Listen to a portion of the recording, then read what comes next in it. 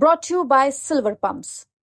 Top quality और consistent performance के लिए सिर्फ सिल्वर पंप नाम याद रखना। स्कूल टाइम में इतिहास पढ़ते वक्त बच्चे अक्सर सो जाया करते थे। सन, तारीख, date, data, Akbar, Babur, Lodhi, Maharana Pratap, Ashok the great, तमाम बातें।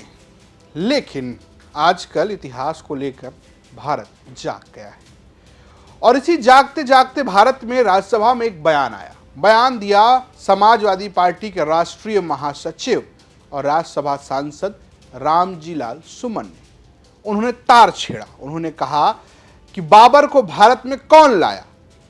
राणा सांगा लाए। अगर मुसलमान बाबर की औलाद हैं तो तुम गद्दार राणा सांगा की औलाद हो। और इस बयान पर बवाल मच गया कि मुसलमान इनमें बाबर का डीएनए है। उपसभापति महोदय, मैं जानना चाहूंगा कि बाबर का डीएनए मुसलमान में है। हिंदुस्तान का मुसलमान तो बाबर को अपना आदर्श मानता नहीं है, वो तो मोहम्मद साहब को अपना आदर्श मानता है, सूफी संतों की परंपरा को अपना आदर्श मानता है। लेकिन सभापति महोदय, मैं जानना चाहूंगा कि बाबर को लाया कौन? बाबर को इब्राहिम लोधी को हराने के लिए राणा सांगा लाया था।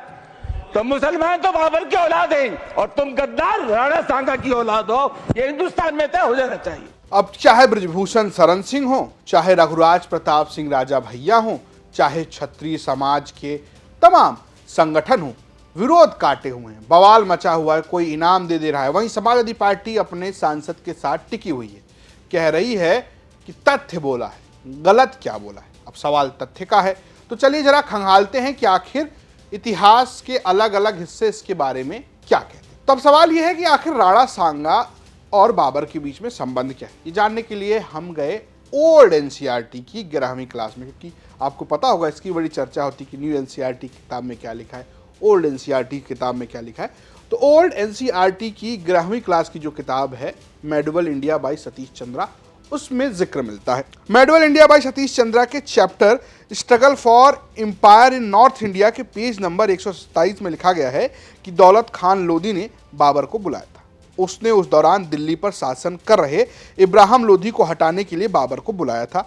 आगे लिखा गया कि शायद इस दौरान राणा सांगा ने भी बाबर को भारत आने के लिए प्रस्ताव भेजा था। अब यहाँ ध्यान देने वाली बात यह है कि यहाँ पर शायद शब्द का जिक्र किया गया है। अब बात करते हैं न्यू एनसीईआरटी की। तो न्यू एनसीईआरटी में इसके बारे में कोई खास जिक्र मिलता है नहीं। तो अब हम इसके बारे में ज़्यादा डिटेल जानने के लिए एक इतिहासकार के पास जाते हैं जिन्होंने महाराणा प्रताप के ऊपर काफ़ी अच्छी खासी स्टडी की है। महाराणा प्रताप पर पीएचडी करने वाले प्रोफेसर चंद्रशेखर से भी हमने ये सवाल पूछा कि क्या बाबर को राणा सांगा ने भारत बुलाया था। तो वो बताते हैं, आत्मकथा कभी कोई प्राइमरी सोर्स नहीं रहा, उसे प्राइमरी सोर्स के लिए नहीं लिखा जाता। समकालीन इतिहास में बाबरनामा के अलावा किसी भी ऐतिहासिक दस्तावेज में कोई जिक्र नहीं है कि राणा सांगा ने बाबर को बुलाया था। समकालीन इतिहास में हमें मोहम्मद कासिम द्वारा लिखी गई तारीख़ फरिश्ता किताब हमें मिलती है, उसमें भी उस तरह का कोई रेफरेंस नहीं है। हुमायूं नामा, अबू फजल की अकबरनामा, यहाँ तक कि हुमायूं के भाई मिर्ज़ा हैदर की लिखी किताब में भी इसका कोई वर्णन नहीं है।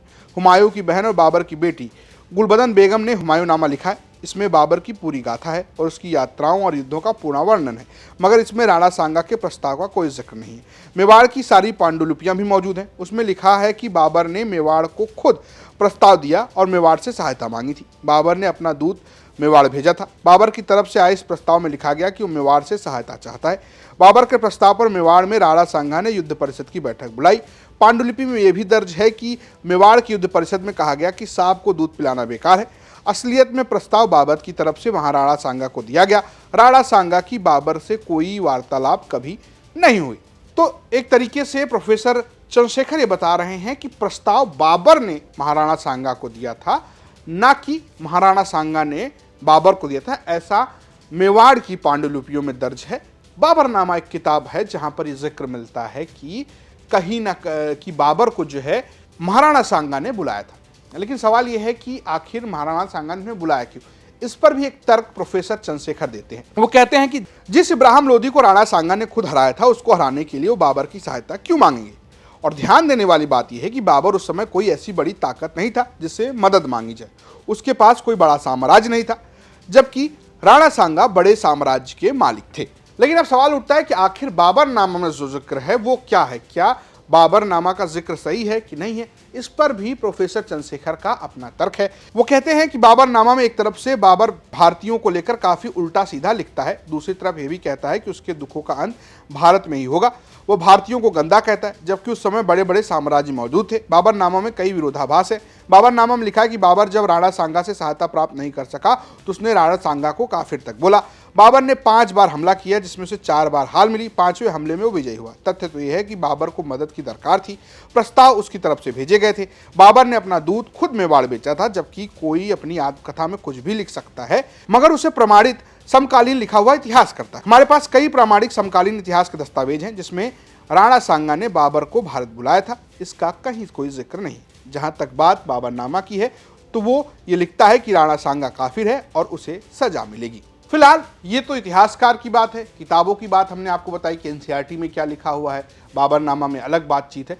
तो कुल मिलाकर अलग अलग किताबों में अलग अलग इतिहासकारों में इस विषय को लेकर गहरा मतभेद है, और मतभेद इस वक्त देश में भी है कि आखिर बाबर को किसने बुलाया, औरंगजेब आताताई था, क्या उसकी कब्र होनी चाहिए, नहीं होनी चाहिए, क्या होना चाहिए, क्या इतिहास फिर से लिखा जाना चाहिए, कैसे लिखा जाना चाहिए, इन सब पर खूब चर्चा हो रही है। आपकी अपनी क्या राय है हमें कमेंट बॉक्स में ज़रूर बताएं।